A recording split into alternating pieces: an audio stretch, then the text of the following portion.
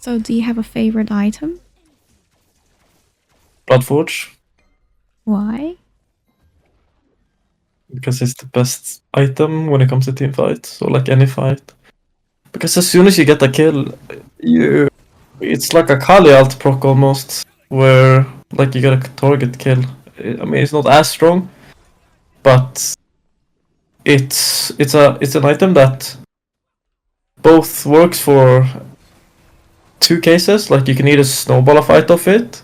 So say sometimes if you don't have a Bloodforge, you'll get a kill and then you'll just die after. But a Bloodforge proc would have saved you, and sometimes that Bloodforge proc can be so big that you get another one. And usually, like, if you get one Bloodforge proc, you can usually proc more. So it's like really easy to get multi-kills in fights.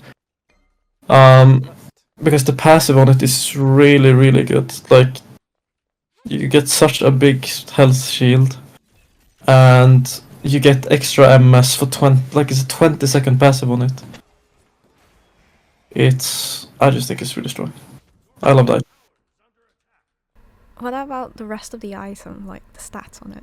Yeah, and it has really good base stats. Like, yeah, 75 power, 15% lifesteal, 7% movement speed, and then like the passive on top of it. That's why I think it's so good. Like, I don't know, I actually think it might be worth building even over like Crusher and Heartseeker, even though they have more damage, but like I don't know, like the Bloodforce proc is so insane. There's so many fights as well where like if I'm playing against someone else and they get a Bloodforce proc, it's like, oh well, I guess they live now. But if they don't have a Bloodforge, you can just kill them. Like it can make such a big difference. Whereas I don't feel like it's that often. I'm like, dang, they got out on 1 HP because I didn't have the extra like damage proc from my Heartseeker or something. So do you try to buy it every game then? I try to fit it into every build I can. The only issue is when you need to go brawlers is like when I've found it difficult to figure out where to slot it. Because if you go brawlers, it means that if you go Bloodforge after, you have such a delayed percentage pen spike. Then which item slot do you normally build Bloodforge? Second item or third item, depending on if I do Jotunns, I go Jotunns Bloodforge. If I go Transcendence, then I go Transcendence Hydros. And that's because those are the most optimal points of the power spikes. Because if you go Jotunns Hydras, you have too low power to really get value out of the Hydras anyway. And the base stats on the Bloodforge plus the proc is just going to be more valuable. And if you go Trans, then you actually do get some value out of the Hydras second item. And it gives you 20% CDR. Because you're gonna have your Trans stacked basically the same time you buy Hydra, so you get like 20% CDR spike then. And then you go Bloodforge after, and then you go percentage pen after that. So your favorite item for your physical junglers is Bloodforge. Do you have one for your magical assassins? Maybe Poly? A lot of people don't value Poly that much, but I think the item's pretty strong. Well, at least underrated. Like, it depends. I don't know, like... Sometimes I build people with it, and sometimes I don't, but I feel like every time I build it with, it feels so nice to me. I feel like I get so much value out of the damage. Otherwise, I mean... Yeah, I mean, with Polyproc just does... like 400 damage in the late game. What item are you gonna build that's gonna damage for you? I feel like it's very hard to beat that kind of spike, and it has a low cooldown on it as well, so you can proc it multiple times. But maybe, I don't know, like, I used to think it was really good on AO, but I don't know. Yeah, I do still, but maybe it's just because I haven't liked AO recently. Do you not play Ao Kuang anymore? No, I don't. Because if people go beads, it's so hard to do anything. Like, you can't... Like, every game I play AO, I'm against 5 beads. So I can't, like, my alt has no value. I can't use my execute. And I feel like AO is super strong when he can get executes off, because that's a way for him to reset himself in the fight and, like, reposition. You get to kind of, like, pick your next target, or if you want to escape. And it gives you a way to, like, get into a fight and get out safely. But I feel like everyone always builds speeds or magics and stuff, so you can't use your alt, and when you can't use your alt, you just blink in like a backline or something, they use the relics. And unless they're completely isolated, so it's a 1v1, then other people can just turn on you, and a lot of the time people are building things to cancel your stealth, so you can't even like escape with your stealth.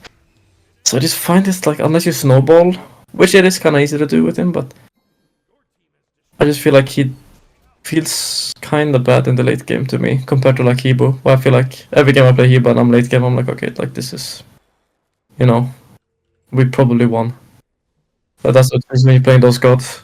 Whereas with AO, I'm like, damn, I really hope someone messes up now. So this is a question I always hear asked on your stream. For your starter item, you always build Eye over Bluestone. What is the reasoning behind it? So the reason I like Eye over Bluestone is because it has such a much higher power curve, or whatever you want to call it. I do think Bluestone is good on some gods. I think Eye is good on some gods. Like right now, I haven't decided which is best on Susanov.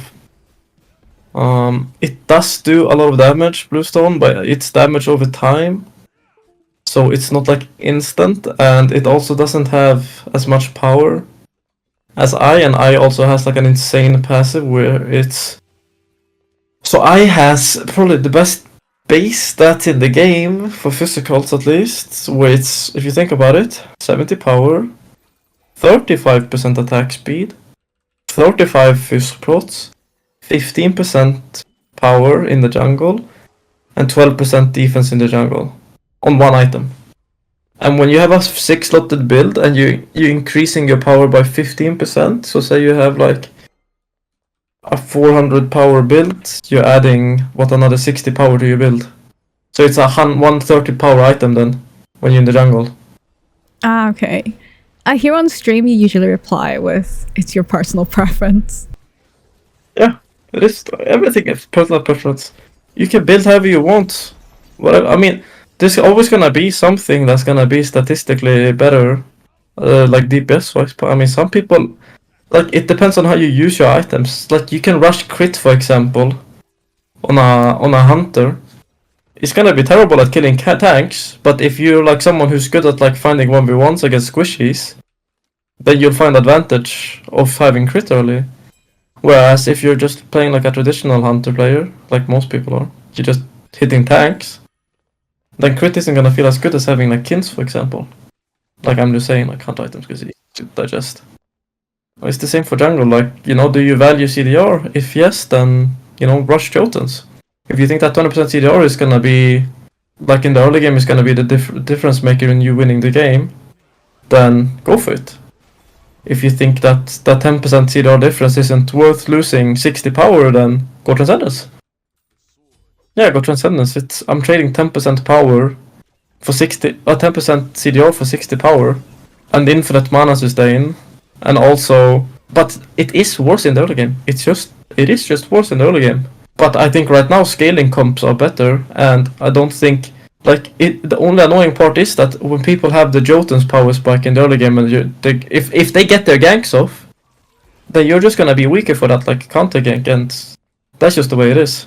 But I feel like a lot of the games that I play, it doesn't really matter if someone got like an early kill or two, and if your lanes actually play smart, or like they play kind of like, as long as you're like warning them about the ganks, then usually it won't even matter that they have that Jotun's power spike before you have your trans. But some gods I just like the extra CDR on. Like Thor, for example, I've tried trans on, and I just feel like Jotun's is so much nicer because for an entire early game it feels bad not having the extra CDR on him. But on other characters it doesn't feel as bad. Do you have a preferred build to go to then for most games? No, the thing is, it's like I try different builds all the time. I try CDR. I'm undecided. I just look at the game and I think like, am I gonna be like just insta killing people here, or am I gonna be kind of like playing for a lot of ability rotations? Ability rotations, I mean, like, am I gonna be playing around like cooldowns? Like, am I gonna be like using like a Kamazots 1-2 for long range to poke and then try and get another 1-2 off soon, or am I playing Hunbats and I need to like ult a lot? Like, how do I get like at least 30% hero in my build or something like that? So I think that's it for today. Hi YouTube, and thank you for listening. I mean,